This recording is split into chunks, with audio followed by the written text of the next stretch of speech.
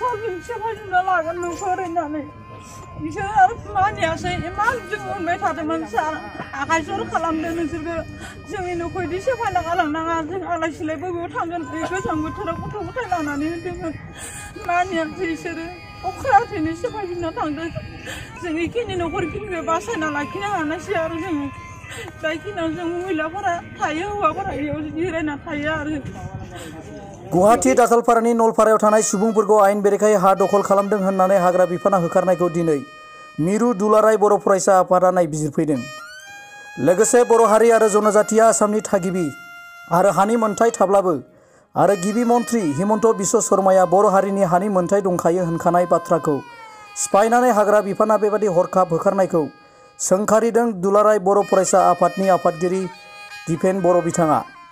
आरो बे जाथायनि सायाव गोख्रों नायबिजिरनाय दाबि खालामदों आरो NGOआ गोबाव बोसोर सिगां दान होखानाय हाखौ मा जाहोनाव दिनै एरख'नो नागिरदों बिनि सायाव न्याय होनो दाबि खालामदों दिपेन बर' बिथाङा। এই মানে প্ৰখণ্ড ঠাণ্ডাৰ এই সময়ত বন বিভাগ ফটাশিল আমবাৰীৰ যি বিট অফিচ আছে তাৰ পৰা বন কৰ্মী আৰু বিষয়াসকলে আহি পেলাই এই যি গড়চুক নলপাৰা অঞ্চলত বসবাস কৰি থকা ৪৫টা ঘৰ ট্ৰাইবেল আৰু বড়ো জনগোষ্ঠীৰ এই বসতি প্ৰধান বা এই বসবাস কৰি থকা ঘৰবিলাকক কোনো নটিছ নিদিয়াকৈ কোনো আগজাননী নিদিয়াকৈ আৰু কোনো তেনেকুৱা ইনফৰ্মেশ্যন নিদিয়াকৈ তেওঁলোকে ভাঙি চুৰমাৰ কৰি থৈ যায় আৰু তেওঁলোকক মানে ঘৰ বাৰী লণ্ড ভণ্ড কৰি থৈ যায় আৰু কোনো মানে সকলো ধন সম্পত্তিবিলাক নষ্ট কৰি থৈ যায় আৰু এভিকশ্যন কৰি পেলাই তেওঁলোকক ইয়াৰ পৰা মানে গুচি যাব লাগে বুলি তেওঁলোকে ধমকি দি গৈছে। তো আমি আচৰিত পাইছোঁ আৰু বন বিভাগৰ এই যি অতি ঘৃণনীয় যি কাম অতি ঘৃণনীয় যিখিনি মানে তেওঁলোকে ইয়াত মানে বৰ্বৰ অত্যাচাৰভাৱে এই কাণ্ডটো কৰিলে তাৰ কাৰণে নিখিল বড়ো ছাত্ৰ সন্থাই বন বিভাগ অসমক আমি তীব্ৰ ভাষাৰে আমি গৰিহণা দিছোঁ নিন্দা দিছোঁ আৰু আমি সকীয়াই দিছোঁ যে কোনো কাৰণত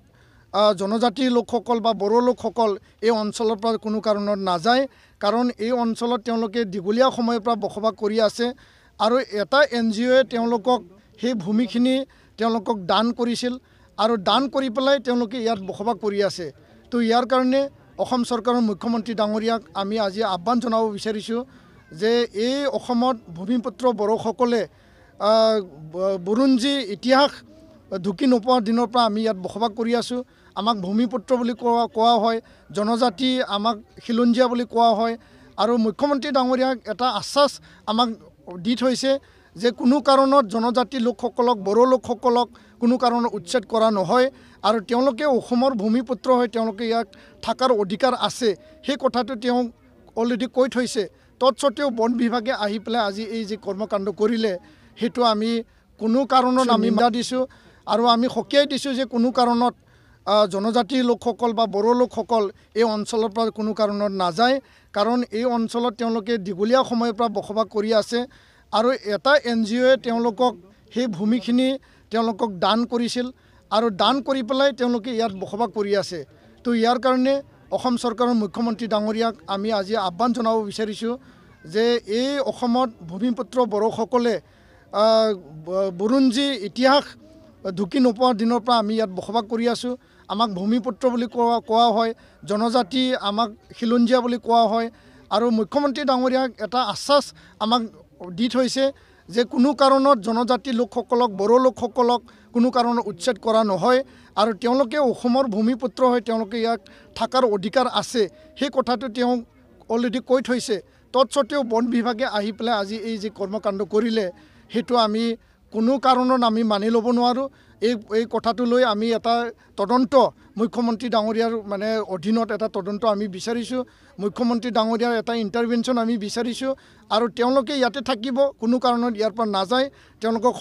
পুনৰ সংস্থাপন দিব লাগে। 2006 ভূমি অধিকাৰ বন অধিকাৰ আইনৰ যোগেদি তেওঁলোকক মাটি প্ৰদান কৰিব লাগে আৰু নতুন ঘৰ সাজাৰ কাৰণে তেওঁলোকক ব্যৱস্থা কৰিব লাগে আৰু লগতে যেতিয়ালৈকে তেওঁলোকৰ নতুন ঘৰ সাজিব নোৱাৰে সেই সময়লৈকে তেওঁলোকক ৰিলিফ মেটেৰিয়েল ইয়াত সৰু সৰু কণ বাচ্চা ল'ৰা ছোৱালী আছে এই ঠাণ্ডাত ইয়াত আইমাতৃসকল আছে ইয়াত মানে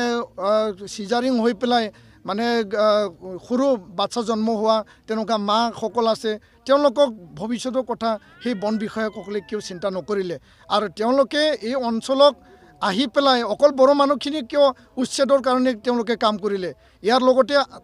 থাকা বিভিন্ন আন জাতি জনগোষ্ঠীৰ লোক আছিল যদি বড়ো মানুহখিনিয়ে যদি ইলিগেল হয় সেই মানুহখিনিওতো ইলিগেল তো আমি ক'ব বিচাৰোঁ যে ইয়াত বসবাস কৰা সকলোকে অধিকাৰ দিব লাগে কোনো কাৰণত যাতে কোনো মানুহ হাৰাশাস্তি নিদিয়ে আৰু কোনো কাৰণত ইলিগেল হয় সেই মানুহখিনিওতো ইলিগেল তো আমি ক'ব বিচাৰোঁ যে ইয়াত বসবাস কৰা সকলোকে অধিকাৰ দিব লাগে কোনো কাৰণত যাতে কোনো মানুহ হাৰাশাস্তি নিদিয়ে আৰু কোনো কাৰণত এনেকুৱা হাৰাশাস্তি আৰু মানে যাতে ভৱিষ্যত নহয় তাৰ কাৰণে আমি চৰকাৰক সকীয়াই দিছোঁ আৰু আমি দাবী জনাইছোঁ যে চৰকাৰে যথোপযুক্ত ব্যৱস্থা ল'ব লাগে আৰু সংস্থাপনৰ ব্যৱস্থা কৰিব লাগে আৰু ইয়াত স্থায়ীভাৱে তেখেতসকলক সংস্থাপনৰ কাৰণে চৰকাৰে কাম কৰিব লাগে সেইটোকে আমি আজি ইয়াত দাবী জনাইছোঁ ইয়াত এটা কমিউনেল ষড়যন্ত্ৰ আছে বুলি আমি ক'ব বিচাৰোঁ ইয়াত বিভিন্ন জাতি জনগোষ্ঠী আছে আমি নিবিচাৰোঁ কোনো জাতি জনগোষ্ঠীয়ে কষ্ট পাওক কোনো জাতি জনগোষ্ঠীক এভিকশ্যন কৰক আমি কেতিয়াও নিবিচাৰোঁ কিন্তু আজি আমি দেখিবলৈ পালোঁ নতুন নতুন ঘৰ সাজিছে নতুন নতুন মানুহ আহিছে ইয়াত পুৰণা হিচাপে বহু বছৰৰ পৰা ইয়াত বসবাস কৰি থকা এই ৪৫টা ঘৰ বড়ো সম্প্ৰদায়ৰ ট্ৰাইবেল জনগোষ্ঠীৰ এই মানুহখিনিকে যে বন বিভাগৰ পৰা উচ্ছেদ অভিযান চলালে ঘৰ বাৰী মানে ভাঙি তহিলং কৰিলে তাৰ মানে ইয়াত কিবা এটা কমিউনেল এটা মানে ষড়যন্ত্ৰ আছে আৰু কাৰোবাৰ প্ৰৰোচনাত এইটো মানে কৰিছে তো ইয়াৰ কাৰণে আমি মুখ্যমন্ত্ৰী ডাঙৰীয়াৰ ইণ্টাৰভেনশ্যন বিচাৰিছোঁ যাতে কোনো কাৰণত অসমত ভূমিপুত্ৰসকলক অন্যায় আৰু অত্যাচাৰ অবিচাৰ নচলে আৰু ভূমিপুত্ৰসকলক জনজাতি লোকসকলক কোনো কাৰণৰ উচ্ছেদ অভিযান নচলায় তাৰ কাৰণে মুখ্যমন্ত্ৰী ডাঙৰীয়াই এটা দৃঢ় পদক্ষেপ ল'ব লাগে আমি আশাবাদী আৰু এই ক্ষেত্ৰত আমি চৰকাৰৰ লগত আলাপ আলোচনা আমি কৰিম ধন্যবাদ